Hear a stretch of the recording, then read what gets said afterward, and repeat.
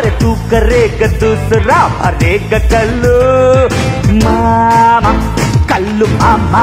युवा सेना में आपका स्वागत है, जहां हम एक नए इंडिया का विजन रखते हैं। हाल ही में विल स्मिथ ने क्रिस रॉक्स नाम के एक कॉमेडियन को चाटा मार दिया।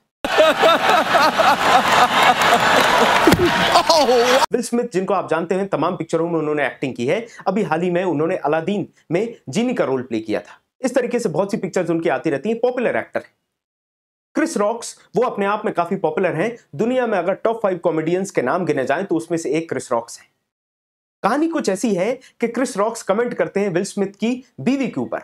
उनको एक गंजेपन की बीमारी है जिसको एलोपेशिया कहते हैं। Jada was diagnosed with alopecia in 2018. With alopecia and alopecia पे कमेंट करा जाता है और विल स्मिथ गुस्से में उठ के आते हैं और क्रिस रॉक्स को चाटा मार देते हैं।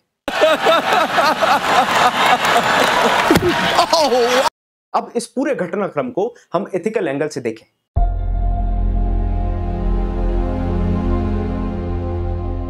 तो एथिकल राइट्स की अगर हम बात करें तो आप शुरू से देख रहे हैं, जो गोरा होता है हमारे समाज में तो आप उसको भूरा कहते हैं, जो काला होगा उसको कल्लू कहेंगे, जो मोटा होगा उसको मुट्टा या मोटी कहेंगे।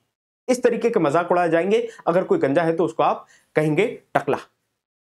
ये जो तरीके हैं ये हमारी सोसाइटी में या फिर किसी और सोसाइटी में हैं, ये एग्जिस्ट करते हैं। पर आप देखिए वेस्टर्न कल्चर में भी या फिर हमारे कल्चर में भी, जहां पर गंजा होना कूल हो जाता है लड़कों के लिए, वहीं अगर कोई लड़की गंजी होती है तो पूरी तरीके से पिक्चर ही चेंज हो जाती है।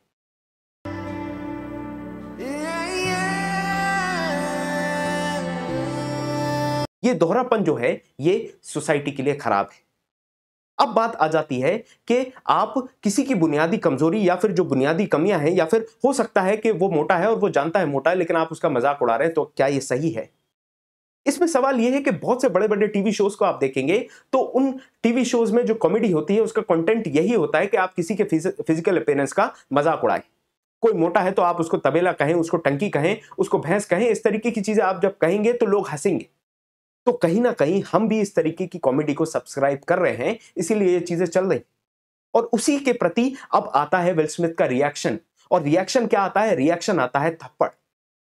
हमें पता है कि हिंसा किसी भी चीज का हल नहीं है। यह हमें हमारे father of nation Mahatma Gandhi ने सिखाया है।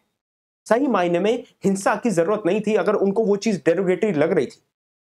तो पहली बात तो विल स्मिथ की बीवी को इस चीज के लिए स्टैंड लेना था, क्योंकि सवाल उन पे था, कमेंट उन पे पास किया गया था, तो बात उनकी रखनी थी।